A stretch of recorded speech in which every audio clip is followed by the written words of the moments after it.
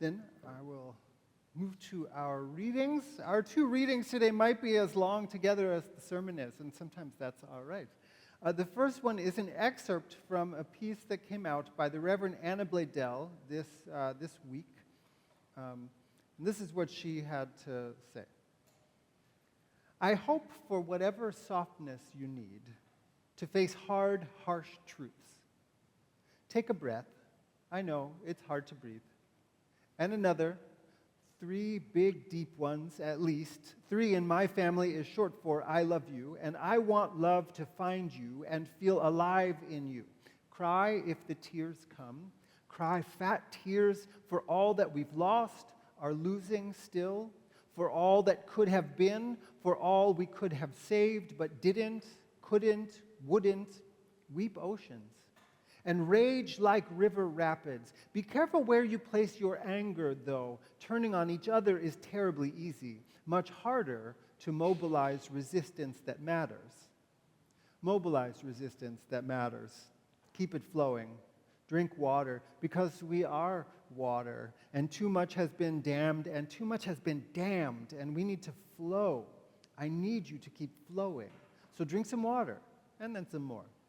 Remember sacred truths carried close by wise ones across time. We need each other. We need beauty and softness and joy, grief and joy and tangle, and when honest, deepen each other. Consequences grow. We reap what we sow. So much terror has been sown for so long. We are so very powerful and not so powerful at all. We need each other still. We've got this, and we don't. Keep crying, keep breathing, keep raging, but softly. Keep flowing, keep singing, keep dreaming. Let this be a reckoning for all that you, that I, that we are still refusing to face. Let this be an invitation into possibilities that can only become through we. The Bible reading comes from the Hebrew Scriptures. Priscilla mentions this in the children's time, so we know part of what it is. Priscilla's point is probably better than mine. She's talking about all the different ways we can pray, and that's not what I'm going to be talking about, but we can hear that in the sermon today. This is the very beginning of the book of Samuel. There was a man from the hill country of Ephraim whose name was Elkanah. He had 2 wives, the first named Hannah, and the second named Peninnah. Peninnah had children, but Hannah was childless. Elkanah made an annual pilgrimage from Ephraim up to Shiloh to worship and sacrifice to the God of Israel. When the time came for Elkanah to sacrifice, he would give portions to Peninnah and her children, and a double portion to Hannah, for he loved her even though God had made her childless, even though. And because God had closed her womb, her rival constantly taunted her. As a result, she grew gravely depressed. This went on for years. Every year they made the pilgrimage. Her rival taunted her to tears, and she refused to eat.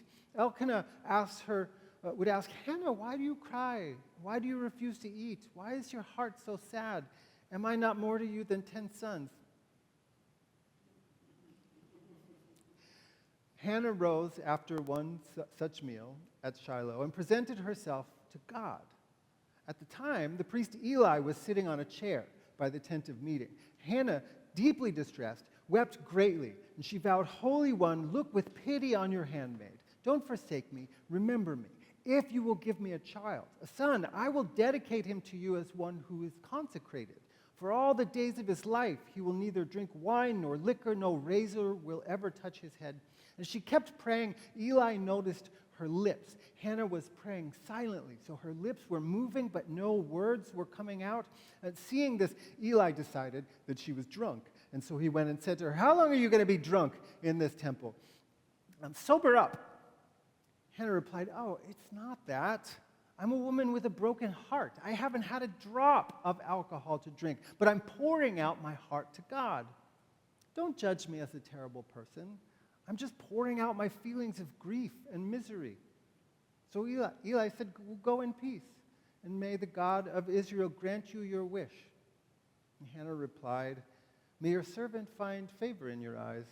And she went on her way to her quarters, ate and drank with her husband, and no longer looked downhearted. Early the next morning, they arose early, worshiped God, and then returned home. And then the story goes on that she indeed did have a child who would become Samuel. That's the Bible reading. The day after the election, a white guy feeling a surge of empowerment drove his car up Germantown Avenue with a bullhorn out his window, singing the praises of the president-elect that he was so excited about. I don't know if he was satisfied by the lack of response that he seemed to be getting on the street. A day or two later, a woman living in the historically black neighborhood of Lawnside, New Jersey, in Camden County, was informed by her neighbor that someone had spray-painted a racial slur on the fence in back of her house that was visible from a busy street. A little bit after that, the avowed white supremacist and internet provocateur Nick Fuentes posted the phrase, "Your body, my choice, forever," on the one social media platform he's not been banned from yet. He's getting the kind of backlash that he maybe hadn't been counting on for that, but it's also true. The Institute of Strategic Dialogue has reported a 4,600% increase in that phrase and another misogynistic phrase on that social media platform since he posted that. And we should not be surprised by any of this. 9 years we've had of kind of hateful nonsense being normalized by a man who's either been running for office or holding office for 9 years, the highest elected office in the country. We know what's coming.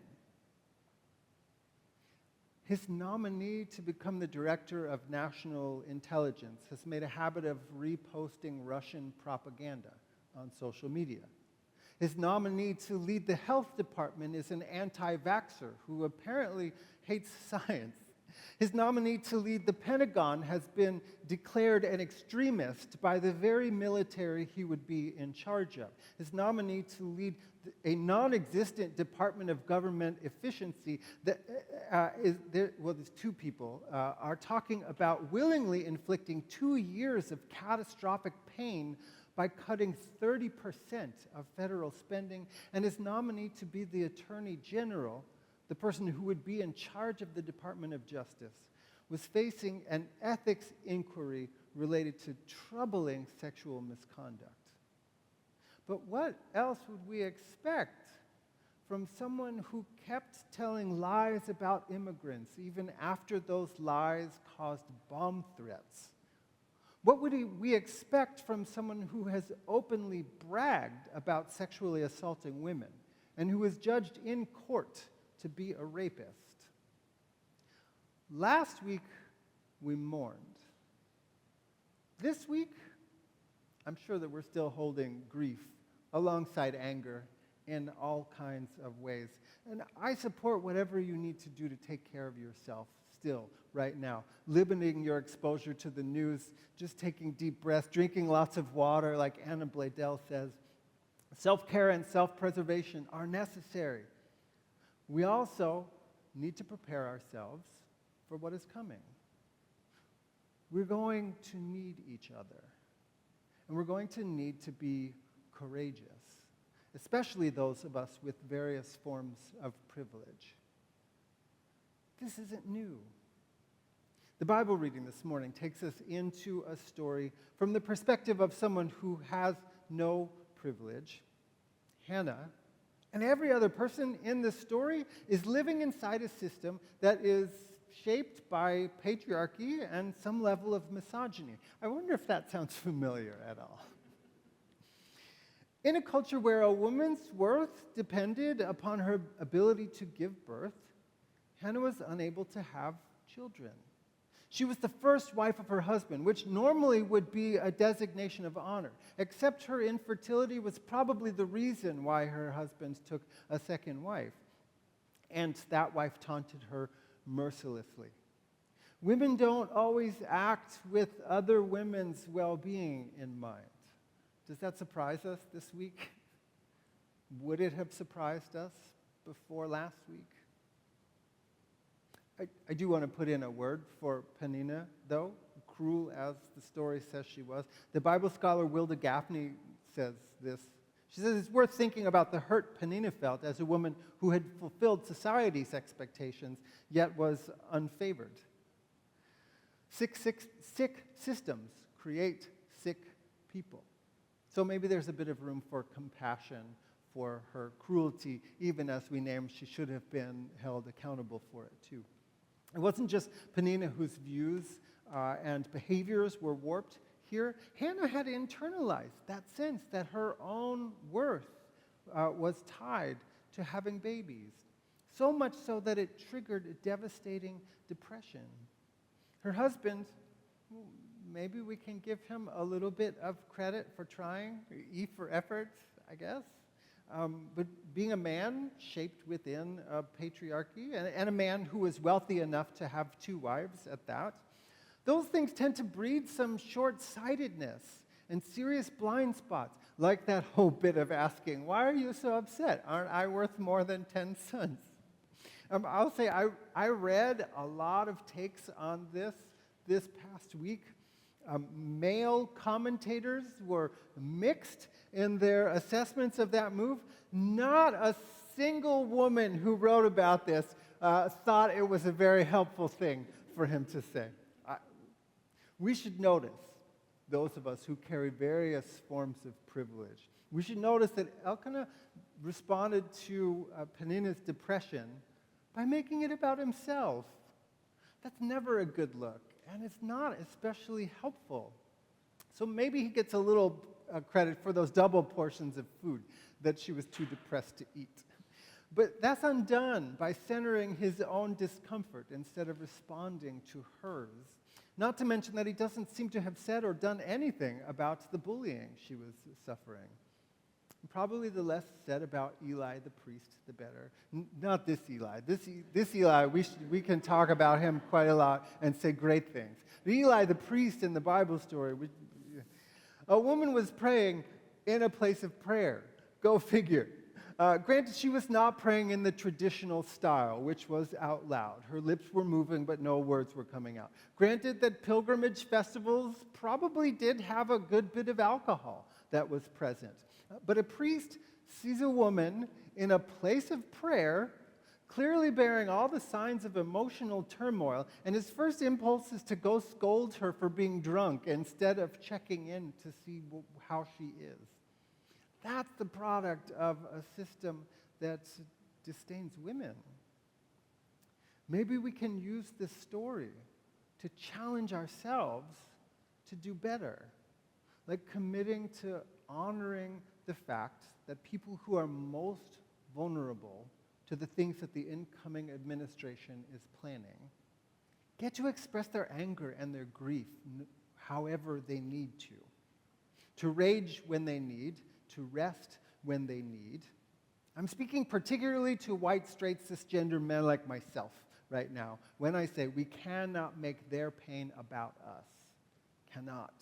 Their pain should move us to protect what we can protect, to get in the way, stand in the middle when we can stand in the middle, and do everything that we can to make this a better world, or at least to try to minimize the harm.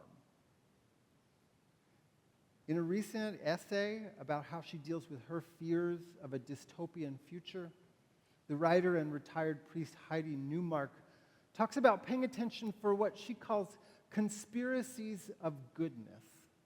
Groups of people on the ground in real-life situations doing everything that they can to protect and make the world better, to stand against dehumanization. One story that she says has been giving her a lot of hope these days is about what happened in the tiny little farming village of Le Chambon, France. Has anyone heard of this, Le Chambon, France? No, okay. During the Second World War story. In 1934, the church, whatever the church in the area was, sent a new priest there to this tiny little farming village of about 3,000 people, André Trocmé. They sent him there because he was a declared pacifist, And they thought there was no hope for him as a priest, and there was no hope for the church in this tiny little village. So in 1934, they sent him there. He was still there. The church was still in existence 6 years later in 1940, by the time the French government had adopted a policy of collaborating with Nazi Germany. Newmark writes that it was in this context, this is the quote, that this pastor led the church and village to become what was known as the safest place in Europe for refugees. Every house and every farm became a sanctuary. This came about because of Trocmé's preaching, for one. He preached almost exclusively on the Beatitudes and the parable of the Good Samaritan. Also because he led by example, and because he regularly had deep and important conversations with the people in his church about what it meant to be a Christian under their present circumstances.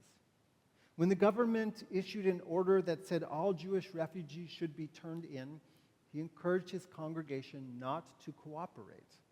Instead, they took in all the refugees who came to them. The majority of them were children. And Trocmé's wife, Magda, and his cousin, Daniel, pulled together a network of safe places for them to be. And all of those kids, imagine this, refugee children, every one of them welcomed into the local school. Many of the village's families hid Jewish people in their homes. Some of them forged ID cards and ration cards to help people obtain food and other resources. Some helped people to escape over the border into Switzerland. By the time the war was over, that little village of, again, 3,000 people had saved more than 5,000. It can be done, is what I'm saying. As we watch what is taking shape in front of us, as we see what is coming down the road, and honestly, even what's happening right now, as we continue to send military arms and aid, as there is famine in Gaza, as we keep our eyes open, we must remember this, that there will be vulnerable people who are praying prayers in ways that we don't recognize and expressing pain and rage and grief that is not about us, but it does require of us a response. And that response, the best way I know to say it, is in the words of the former director of Power Interfaith, Bishop Dwayne Royster. That response is, change the damn world. Amen.